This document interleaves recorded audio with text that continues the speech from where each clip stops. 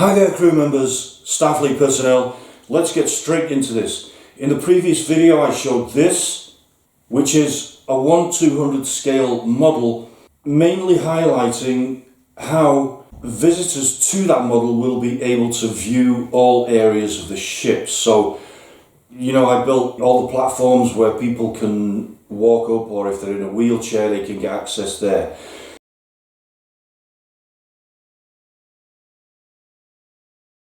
And what I'm going to show you now is, I'm so pleased with this because we're out of the test phase.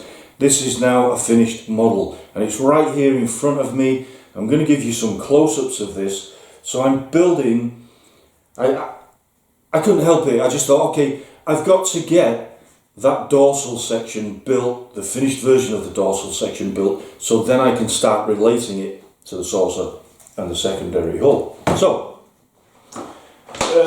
mapped out the dorsal here, so this is all 1/100 scale, and this 1/100 scale highly finished ship is going to be enormous, okay, but it isn't the 1/25th scale, which is, oh, it's as big as this, 40 foot long, as you know if you've been watching the other videos. Very, very quickly, this might be your first time to this channel, and if it is, boom, the subscribe button. Click the share button. Ooh. This highly finished 1/100 scale model is going to be the blueprint from which the 1/25th scale model is going to be built. So there's not going to be, there will be no guesswork in that 1/25th scale build, because it's all been done here. So we're going to have two highly finished models, 1/100 scale and 1/25th scale.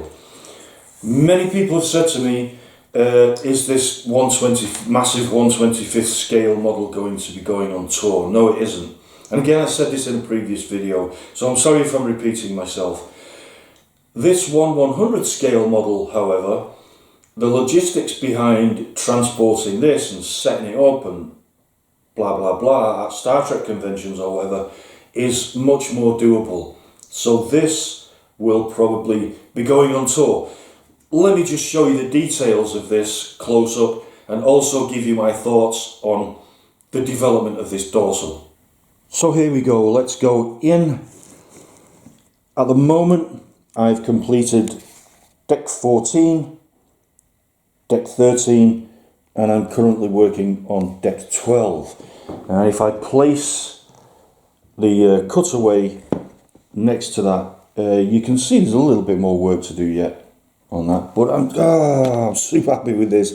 It's so great to get into doing a finished build. Okay, we've got marcation lines on the floor here, and here we can see these red handrails with our two engineers on deck 14. This will be two stairways down onto deck 15, the secondary hull strong back. Okay, all these nice little very important machinery here. Let's turn this around. And there's another engineer on deck 13 checking out some very important looking crystal globes there. And then here is our stairway leading up through the decks. A little bit more control room stuff going on there. These two large structures here are intra-dorsal lifts. So these do not go up into the saucer and they do not go down into the secondary hull.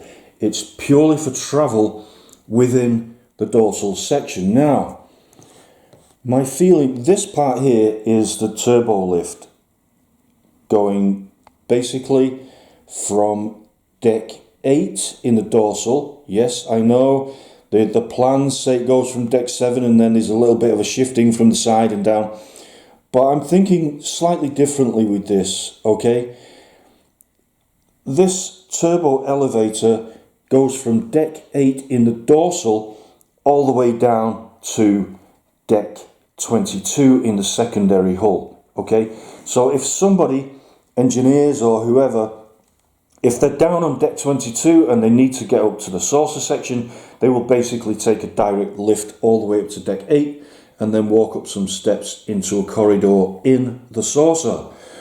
My thoughts in this version are that the turbo elevator will travel from the centre of the saucer section and then stop. Doors open, the crew member, the guy, the woman, whoever it is, gets out and they walk like from here to the corner shop. What is it? 15 paces to a stairway down into the dorsal section.